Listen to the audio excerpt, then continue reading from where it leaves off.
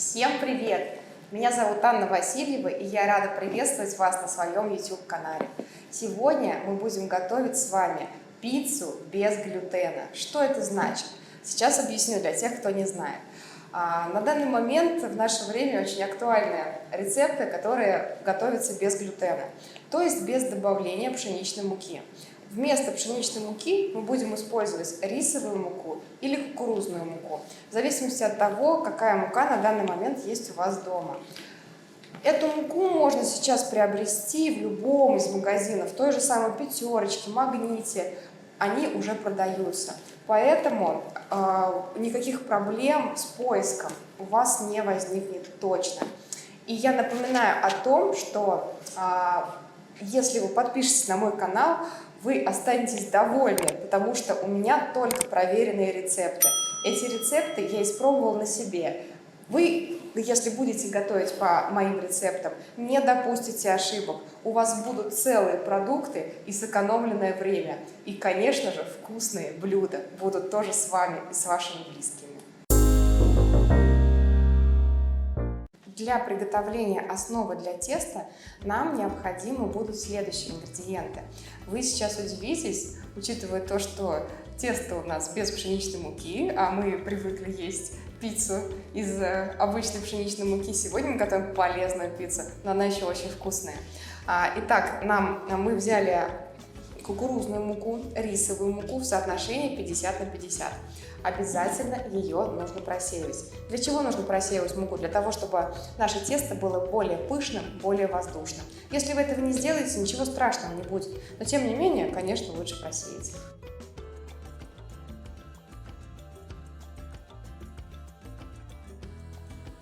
Также нам понадобится творог. Я взяла творог в брикетах.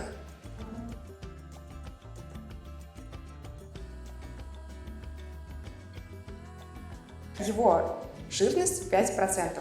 Мы также добавляем его в муку.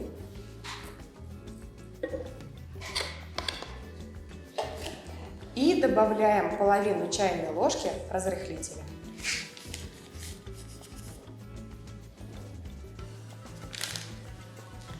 Правильно смешивать муку с разрыхлителем и только потом добавлять другие ингредиенты. Но так как мы уже добавили творог, мы его еще не перемешали, ничего страшного в этом нету. Сначала мы перемешиваем, а уже потом вмешиваем сюда одно яйцо.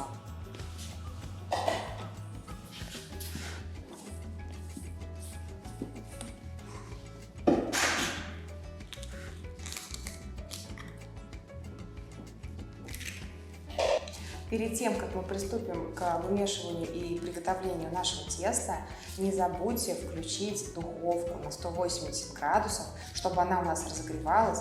И в разогретую духовку, если вы поставите уже пиццу, то она приготовится гораздо быстрее, нежели это делать в холодной духовке. При помощи силиконовой лопатки замешиваем тесто.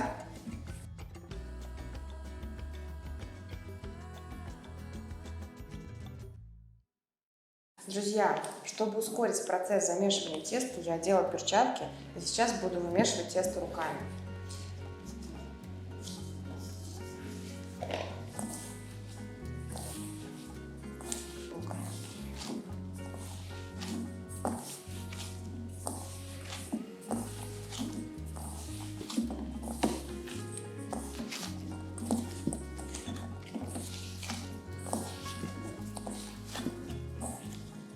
Итак, друзья, мы вымесили тесто, наше тесто готово.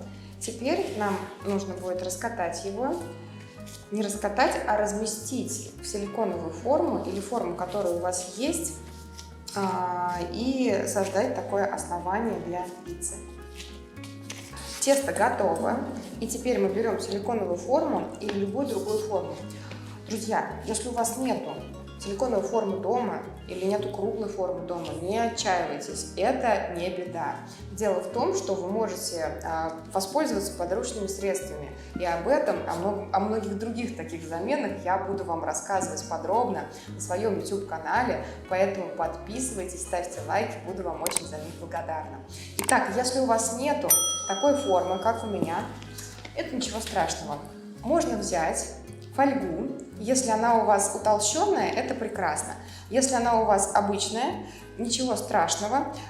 Нужно будет взять обычную кастрюлю, расположить туда по периметру фольгу и сделать с подгибами края. У вас получится та же самая форма.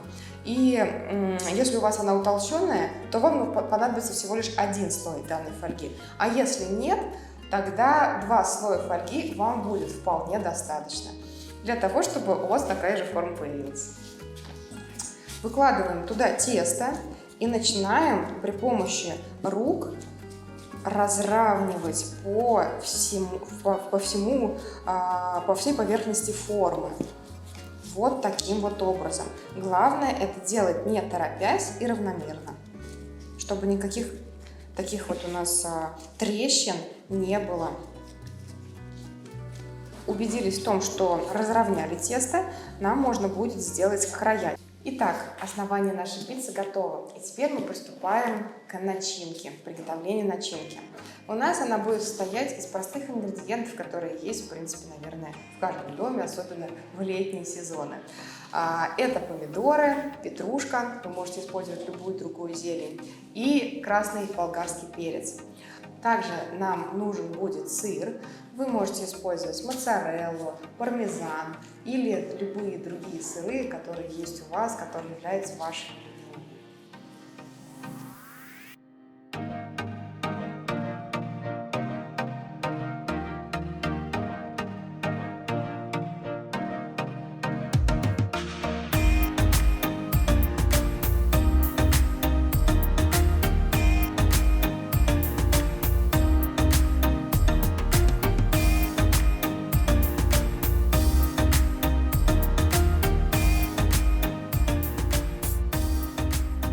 А зелень мы кладем в самом конце, когда наша пицца уже будет готова, для того, чтобы она была очень красивой.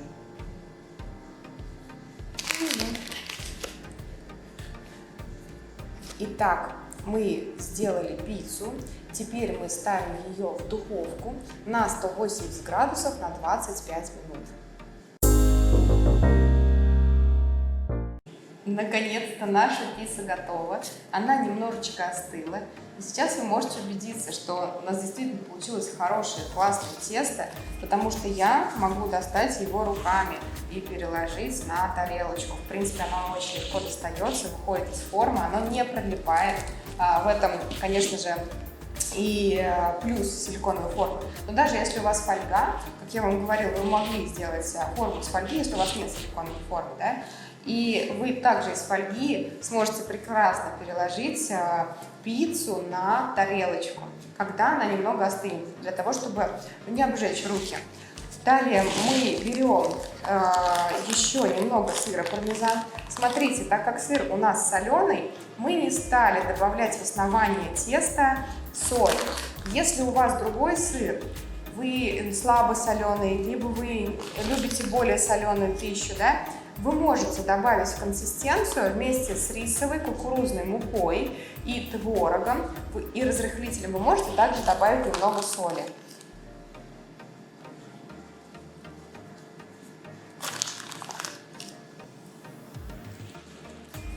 Зелень, естественно, не мытая. Я ее помою изначально.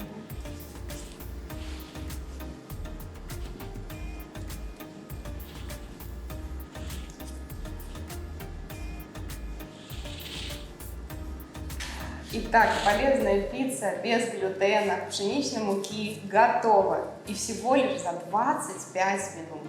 Смотрите, я украсила пиццу зеленью. У меня это петрушка. Вы можете использовать любую другую зелень, например, рукколу. И у вас получится такая же красота.